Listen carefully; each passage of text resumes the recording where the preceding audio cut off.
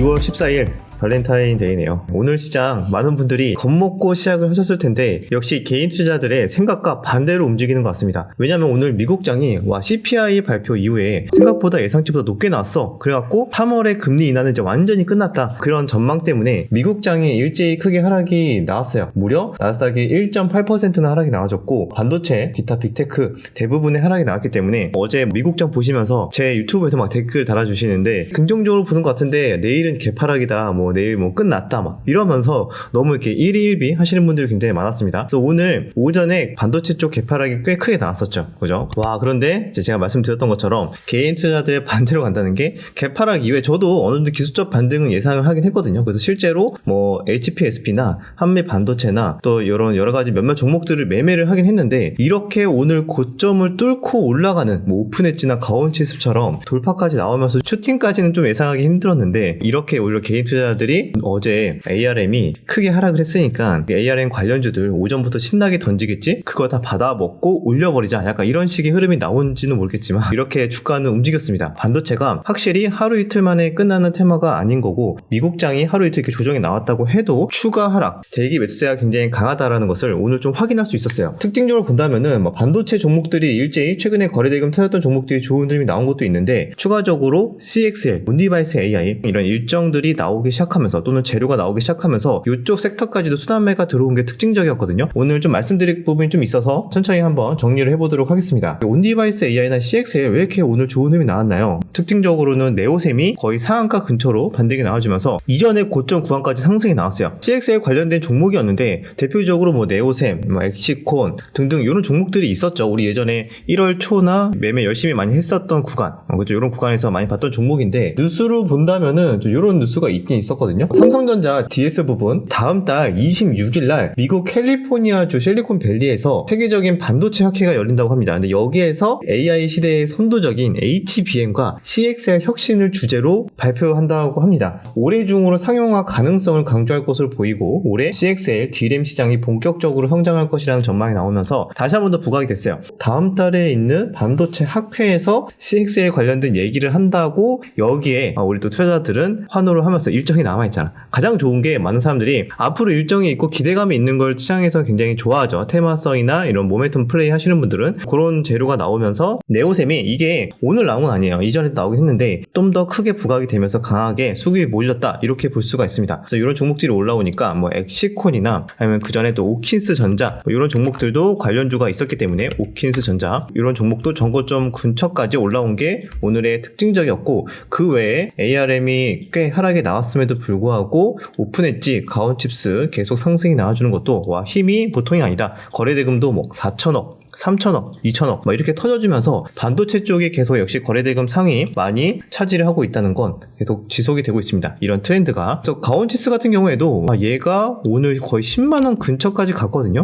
그러면 혹시 예전에도 한번 얘기하지 않았나요? 신성 델타테크 얘기할 때 말씀을 드렸던 것 같은데 신성 델타테크가 9만원 이제 돌파하기 시작했을 때 9만원 돌파한 종목 치고 10만원 라운드 피겨 터치 안 한 종목이 없었다. 그렇게 말씀을 드렸던 것 같은데 잠깐만 가온칩스도 지금 10%만 오르면 10만원이거든요. 이것도 한번 봐야 되는지. 아무튼 지금 같은 반도체 분위기가 지속된다면은 또 이런 라운드 피겨 추가적으로 돌파 여부 이런 것들도 좀 관전 포인트가 될 것 같아요. 그 외에도 역시 한미 반도체 등등 이런 종목들도 계속 거래대금을 터져주고 있는데 사실 트레이딩 하시는 분들은 상관없겠지만 지금 이 자리에서 길게 가져가는 장기 투자 자리로는 조금 애매하거든요. 제가 이렇게 다룬다고 해가지고 당연히 여러분들 아시겠지만 추천에 대한 의견은 아닌 거 아시죠? 지금 시황에 대한 트렌드를 말씀드리는 거고 여기에서 각각 본인의 투자 관점이나 이런 것들을 조금 이제 참고를 해서 활용을 하시면 되는 거지. 아마 제 채널을 많이 보시는 분들은 대부분은 약간 트레이딩 또는 스윙 투자 위주로 하시는 분들이 대다수이기 때문에 돈이 몰리는 모멘텀, 수급 재료 이런 부분에 대해서 좀 많이 이제 관심을 갖고 있다. 이렇게 보시면 될 것 같습니다. 자, 그 외에 또 뭘 봐야 되냐? 그럼 반도체가 여전히 강한 모습이 나와주고 있는데 조금 아쉬운 거. 삼성전자는 하락이 좀 나왔거든요. 이게 왜냐면은 물론 하이닉스도 개파락했다가 조금 조금 회복을 하면서 마감이 됐지만 수급적으로 봤을 때 삼성전자가 조금 아쉽습니다. 왜냐면 수급적으로 보면은 삼성전자가 매도세가 좀 나왔어요. 왜냐면 하이닉스는 약간의 또 오늘도 조금 외국인이 180억 정도 들어왔지만 삼성전자는 이틀 이 거래일 전에 3,600억 매도에 오늘도 1,200억 매도가 나왔습니다. 근데 오늘은 기관까지도 1,800억 매도가 나왔는데 비교적 다른 반도체나 뭐 자동차 이런 종목에 비해서는 조금 수급적으로는 아쉽다 정도 말씀을 드리고, 오늘 현대차가 오랜만에 조정이 좀 나왔죠. 1%대. 그래도 그동안 오른 게 얼만데 조정도 뭔가 시원하게 잘 안 나오는 것 같습니다. 그럼에도 불구하고 오늘은 조정이 나왔으니까 외국인이 좀 팔지 않았을까라고 생각했는데 오늘도 한 570억 정도 사면서 2주 연속 하루도 쉬지 않고 순매수를 하고 있는 또 현대차의 특징, 오늘도 확인을 할 수 있었고, 기아차도 소폭의 매수세가 들어왔습니다. 뭔가 차트는 크게 꺾이진 않고 있죠. 어느 정도의 가격 조정과 기간 조정 흐름 이후에 추가적으로 아마 제가 봤을 때 여기 11선 구간이나 이런 자리 오면은 또 많은 분들이 관심 있게 보고 있지 않을까 생각이 듭니다. 자, 그 외에 또 제가 그 반도체 관련해서 왜 이렇게 강할 수밖에 없는가, 반도체가 왜 우리나라 시장 쉽게 꺾이지 않는가, 그 이유에 대해서 좀 말씀을 드리려고 했는데, 일정상에서 이미 우리 네이버 프리미엄 콘텐츠 보시는 분들은 아시겠지만 일정상에서도 이게 꽤 많이 있거든요. 보면은 2월 중으로 정부 시스템 반도체 육성 전략 발표가 이제 예정이 돼 있고, 이게 언제 나올지는 좀 아직 모르겠는데 아직 뉴스가 좀 남아있긴 하다. 근데 2월에만 남아있는 게 아니고 방금 말씀드렸던 것처럼 3월에는 이제 미국 캘리포니아에서 반도체 학회도 있고, 3월 중으로 정부가 또 온디바이스 AI 실행 계획 발표 이 정도 있다고 합니다. 일정상으로. 그리고 추가적으로 우리 또 3월 달에 미국 바이든 정부 첨단 반도체 업계에 수십억 달러 지원 발표를 예정을 하고 있죠. 아마 3월 7일 정도 예상을 하고 있는데 이거는 변경이 될 수 있다는 거 참고하시면 될 것 같습니다. 또 여러 가지 또 굵직한 이슈들과 함께 추가적으로 또 아직은 좀 멀긴 했어요. 애플 아이폰 16이 가을쯤에 출시 예정인데 여기에서도 이제 생성형 AI 탑재를 예상하고 있다고 합니다. 그래서 이런 것들이 올해 내내는 계속 AI 쪽은 또 한번 차익 실현이 나온다고 해도 또 다시 한번 또 이슈에 따라 움직일 수 있고, 또 이런 장세가 반복될 것이라고 생각이 드니까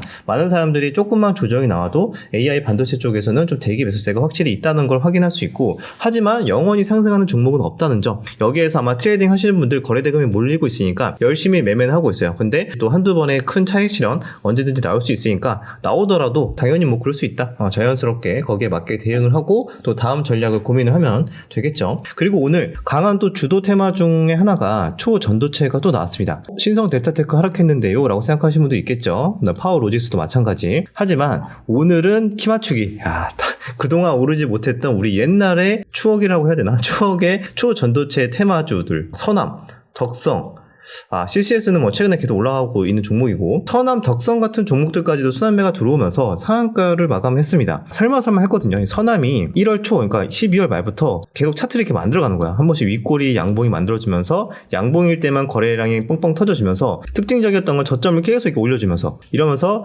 마치 위로 툭툭툭 매집을 하는 듯한 이런 패턴이 나왔는데, 신성 델타테크 계속 가는데 못 가는 거야. 그래서 얘가 언제쯤 가려나 매집을 하는 것 같은데, 그렇게 생각하시는 분들 많았을 것 같은데, 그게 일단 오늘이었나 봅니다. 이런 단기 박스권 라인 돌파가 나와주면서 상한가가 나와줬고, 아마 이제 기간 일정이 3월 4일 얼마 좀 남지 않은 만큼 좀 긴박하게 이런 테마주들도 움직이고 있다. 하지만 여러분들 테마주 특징상 철저하게 트레이딩으로 접근하시는 분들이 대다수라는 거, 특히 초전도체는 그렇다는 거 참고하시면 될 것 같고, 하지만 거래 대금이나 이런 걸 여러 가지 수급적으로 봤을 때는 초전도체 섹터도 확실하게 주도 테마인 것은 부정할 수 없습니다. 오늘 같은 경우에는 반도체와 초전도체에 가장 많은 거래 대금이 몰렸다, 이렇게 볼 수가 있어요. 자, 반도체에서도 보면 다른 종목도 온디바이스 AI나 뭐 기타 우리 예전에 올랐었던 뭐 메타 관련이나 애플 비전 프로 관련 올랐던 종목들도 다 슬금슬금 고개를 돌리고 있거든요. 제주 반도체는 또 언제 그랬냐는 듯이 또 전고점 부근에 또 올라와 있는 것도 특징적이고,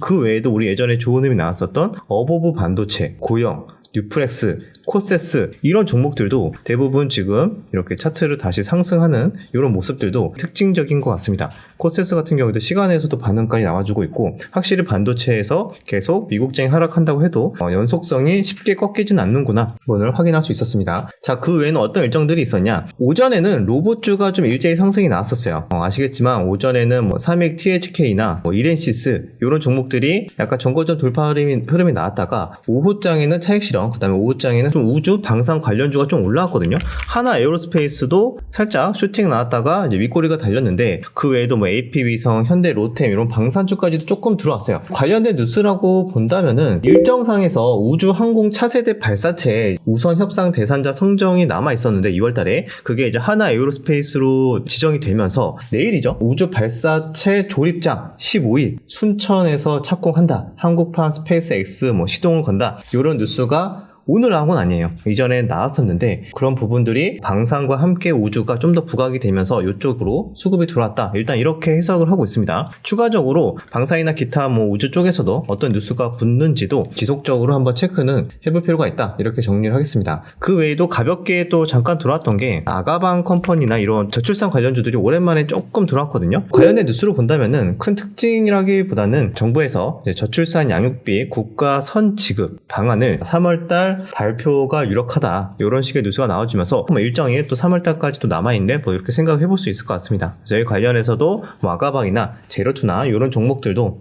이게 테마성 관련해서 움직일 수 있겠다. 그리고 리튬 관련주도 조금 올라오는데 일단 추가적으로 후속 뉴스나 이런 것들은 조금 보이지 않는 것 같아서 한번 좀 더 찾아보도록 하고요. 그 외에도 개별주로 본다면 이렇게 하이브가 엔터주 최근에 분위기 안 좋았는데 거래 대금은 크진 않지만 일단 6% 반등이 나왔어요. 재료로 본다면은 하이브의 이제 5인조 걸그룹 아일릿이라는 걸그룹이 다음 달 데뷔를 한다고 하네요. 뉴진스와 르세라핌에 이어서 새로운 또 아일릿이라는 그룹도 발표를 한다고 하고, 여기에 따른 또 이제 데뷔 기대감 이런 것들이 조금 움직인 것 같은데 아마 연속성 면에서는 잘 모르겠어요. 좀 더 지켜봐야 되지 않을까라고 생각이 듭니다. 제가 아이돌 쪽은 잘 모르기 때문에 일단 수급이나 기대감 이런 뉴스 이런 것들 좀 찾아봐야 될 것 같은데, 하지만 지금 사실 너무 주도 테마들이 명확하다 보니까 아마 저도 이번 주 계속 다음 주까지도 반도체와 일부 개별주 이런 롯데 손해보험 이런 종목들도, 그러니까 손해보험 관련된 종목들도 어제 상한가를 갔는데 지난해 역대 최대 실적 당기순이익이 3천억이라고 합니다. 롯데 손해보험뿐만 아니라 흥국화재 이런 종목들도 어제 점상을 갔거든요.